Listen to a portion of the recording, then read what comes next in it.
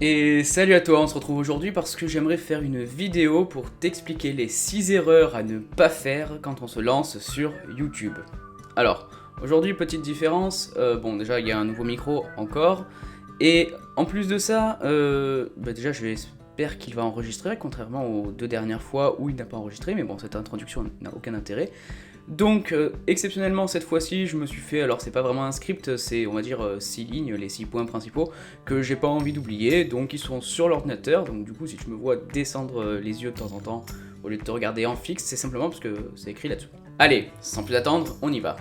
Alors, la première erreur que je vois, que j'ai fait en tout cas, et que beaucoup semblent faire, autour de moi du moins, c'est attendre d'avoir le bon matériel pour tourner sa première vidéo.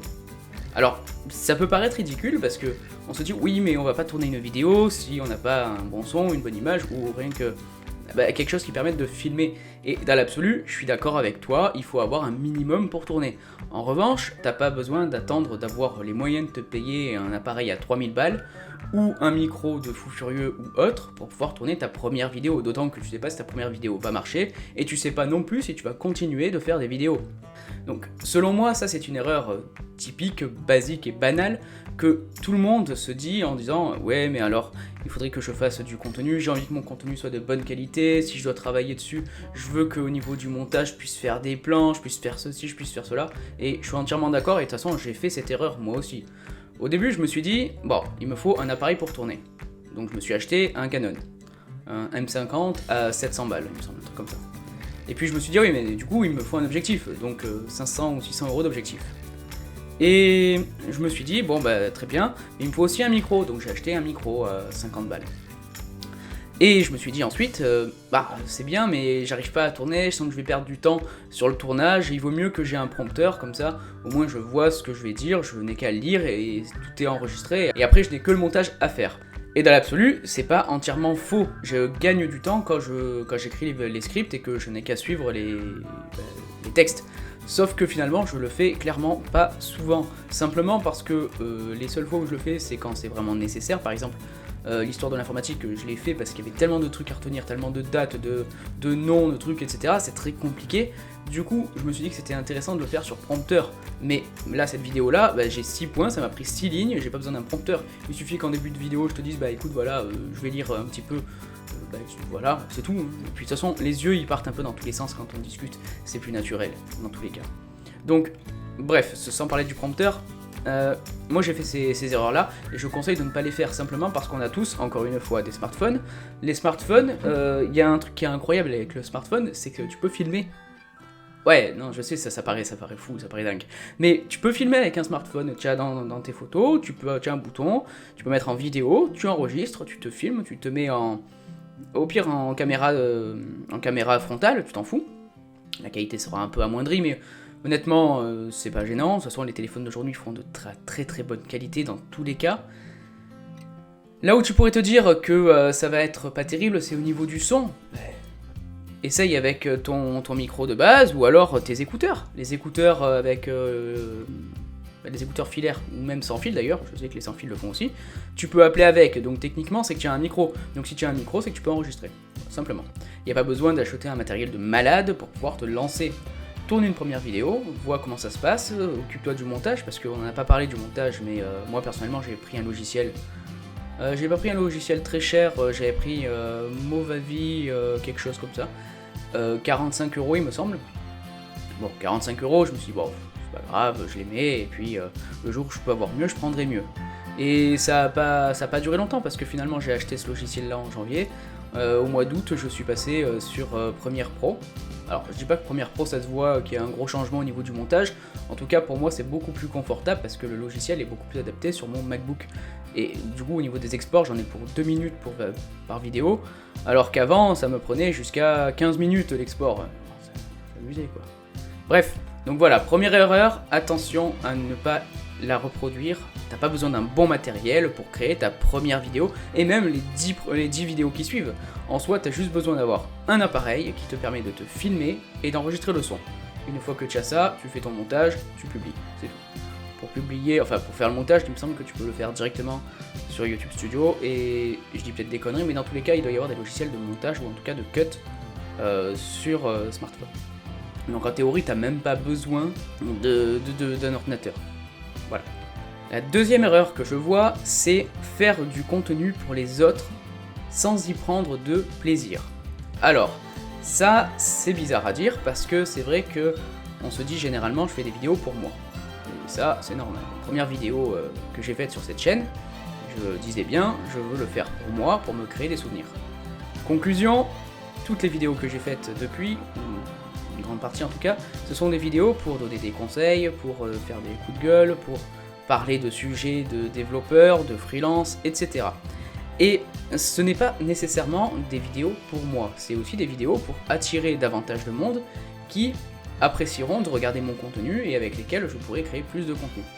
Donc c'est un peu intéressé, on est d'accord.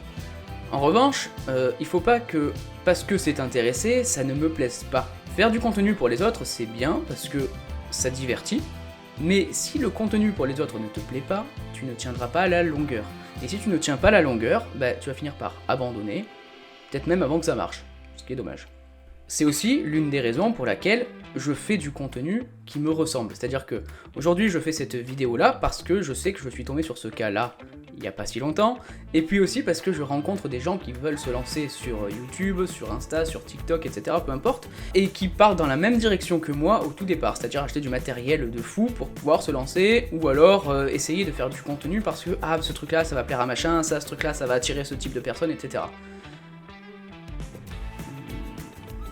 Son choix, hein, mais voilà, moi je fais ce genre de contenu parce que ça me plaît déjà, parce que sinon je le ferais pas du tout, parce que si c'était pour l'argent, YouTube n'est pas un métier, en tout cas pas avant d'avoir passé un certain temps et avoir obtenu une certaine communauté. Donc si c'était pour l'argent, je ferais autre chose, tout simplement. Le troisième point, c'est tricher avec le système et les chiffres. Alors là on entend de tout, etc. Moi quand j'entends tricher avec le système et les chiffres, c'est surtout que quand tu vas publier ta première vidéo, tu vas te dire « Ah putain, ma vidéo elle a fait que tant de vues, que 10 vues, 15 vues, peu importe. » Et tu vas te dire « Bah j'ai envie d'augmenter ce nombre de vues. » Tu vas te rendre compte de plusieurs choses. La première, c'est que si tu mets des commentaires sur les vidéos des autres en mettant « Hey, je m'abonne à ta chaîne et tu t'abonnes à la mienne », tu gagnes des abonnés, en théorie. Sauf que si c'est des abonnés qui ne sont pas du tout intéressés par ton contenu, ça va être des abonnés fictifs. Et ça n'a aucun intérêt parce que tu vas avoir peut-être 1000 abonnés, donc tu vas te dire ah, c'est cool, j'ai 1000 abonnés, c'est génial. Ouais, c'est génial. Sauf que si sur les 1000 abonnés, il n'y a personne qui regarde tes vidéos, tu vas avoir un taux de clic à l'impression qui est nul, et du coup, YouTube va pas recommander tes vidéos. Donc potentiellement, tu vas passer à côté de la vraie communauté que tu aurais pu avoir, juste parce que tu as essayé de gagner des abonnés. Pareil, tu peux acheter des abonnés, je crois, donc le fais pas, ça sert à rien, c'est le même principe. Et autre chose, faire exploser ton taux de vue sur une vidéo, par exemple en actualisant plusieurs fois la page. Je sais que ça fonctionnait il y a quelques années, je sais pas si ça fonctionne encore aujourd'hui. Ça va te faire 100, 150, 200 vues peut-être, c'est cool. Et puis ça va bloquer au bout d'un moment parce que les DNS de YouTube, enfin, les serveurs de YouTube vont recalculer pour savoir d'où viennent ces vues, qui sont-ils, est-ce que c'est des vraies vues, etc. Et du coup ça risque de redescendre déjà, pas forcément très intéressant. Et puis en plus de ça, ça te crée pas une communauté. Si tu as 1000 vues par vidéo, mais que c'est toi qui a rafraîchi 1000 fois la page, mais il n'y a que toi qui regarde ta vidéo. Donc ça va peut-être inciter les gens à cliquer un peu plus pour faire du buzz, mais si la vidéo est nulle, les gens vont cliquer, ils vont regarder 10 secondes et ils vont se barrer parce que la vidéo est nulle. Et du coup ça va faire chuter tes chiffres sur YouTube Studio, et dans ce cas-là, cercle vicieux, YouTube ne recommandera pas ta chaîne parce que tu fais de la merde, en fait, simplement. Voilà, en tout cas aux yeux de YouTube, tu fais de la merde. Le quatrième point, selon moi, c'est publier de façon irrégulière. Un truc qu'on entend souvent, c'est que les youtubeurs disent tous les mercredis, tous les dimanches, tous les jeudis, 2 fois par semaine, etc., etc. Ça fonctionne aussi d'ailleurs sur Twitch, il me semble, la régularité, tout ça. Mais de toute façon, la régularité fonctionne partout. Que ce soit sur un blog, que ce soit sur TikTok, que ce soit sur n'importe quel réseau, peu importe, Google ou les navigateurs ou les entreprises aiment la régularité parce qu'ils se disent à ce moment-là, telle personne devrait sortir tel contenu, donc je sais que je dois m'attendre à ce qu'il y ait une nouvelle vidéo ou un nouveau contenu, donc le mettre en avant. Sauf que si tu crées une vidéo, tu la publies le dimanche, puis puis après tu publies plus pendant 3 semaines, et le jour où tu republies c'est un lundi, puis ensuite tu republies plus pendant 6 mois, et puis ensuite tu republies, etc. Bah, YouTube va se dire c'est un utilisateur irrégulier, donc il n'a pas d'intérêt à ce que je le mette en avant, et du coup bah, je le mets pas en avant plus que de raison. Donc du coup, en fait, le fait de ne pas publier de façon régulière va casser ton référencement, et si ça casse ton référencement, ça casse ton opportunité de gagner encore plus de communauté, et pareil, tu rentres dans un cercle vicieux qui sert à rien et qui fait que dans tous les cas tu seras pas mis en avant, et c'est dommage. Alors, après je dis pas que tu dois publier chaque semaine, ou chaque jour, ou chaque ceci, ou chaque cela. C'est juste à toi de trouver ton rythme. Il y en a certains qui font une fois par mois. Le joueur du grenier par exemple, c'est une vidéo par mois il me semble. Une vidéo par mois, ça suffit.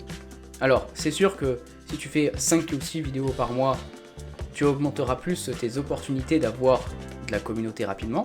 En revanche, si tu fais une superbe vidéo une fois par mois, mais que c'est tous les mois, bah, c'est bon. Le 5e point, selon moi, c'est s'attendre à faire le buzz et arrêter trop tôt. Alors là, on revient un peu au même principe que les points précédents. Si tu fais une vidéo et que tu te dis ah celle-là c'est une vidéo de folie, elle va marcher de fou, etc. et qu'elle marche pas, ça va te dégoûter, on est d'accord, hein, là-dessus, on est tous humains, on est tous déçus, on se dit merde, qu'est-ce que j'ai mal fait, etc. Où est-ce que j'aurais pu reprendre les choses autrement, etc. C'est peut-être simplement que t'as pas encore la communauté ou que YouTube ne t'a pas encore considéré comme une chaîne à suivre, donc il n'y a pas de stress. Ensuite, il y a une chose à se rappeler, c'est que toutes les chaînes aujourd'hui que l'on peut suivre, soit, bon je recite toujours les mêmes, mais Thibaut InShape, AstronoGeek, Nota Bene, Joueur du Grenier, y a qui d'autre, Dr Horse, peu importe. Toutes ces chaînes-là, et bien d'autres, se sont construites sur la durée. Elles sont pas sorties une vidéo et boum, buzz. Ça marche pas. Hein. Il y en a qui l'ont fait, mais c'est pas le cas de tout le monde. Et d'ailleurs, ceux qui l'ont fait, je ne les connais même pas apparemment. Donc, si tu t'arrêtes trop tôt, tu risques de t'arrêter avant le moment où ça démarre. Et là, c'est con. C'est aussi la raison pour laquelle je fais ça depuis maintenant presque 7 mois, 8 mois même, et que je le fais régulièrement, je tourne des vidéos, il y en a qui sont bonnes à mes yeux, il y en a qui sont moins bonnes, il y en a qui sont bonnes aux yeux de la communauté parce qu'il y en a qui font beaucoup plus de vues. En revanche, je ne veux pas arrêter maintenant. Déjà parce que j'ai passé plus de 250 abonnés et que je trouve ça dommage de me dire maintenant j'arrête parce qu'en fait ça marchera jamais.